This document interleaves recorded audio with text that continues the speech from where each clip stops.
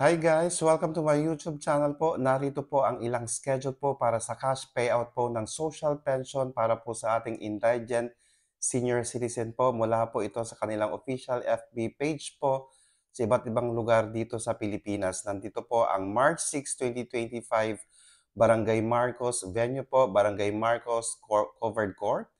March 6, 2025 po, nandyan po ang Barangay Tibanga ng Iligan City. March 15 po, 2025, Municipality of Antipas, Province of North Cotabato po. Ayan, nandyan po ang March 2025, Barangay Maglinam, City of San Fernando, Pampanga po.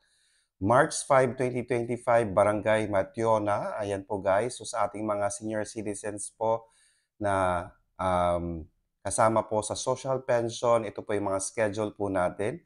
March 10 to 12, District 1 to 6 po, City of Metro Manila po. Nandyan po ang March 5, Barangay San Placido, Rojas. Ayan.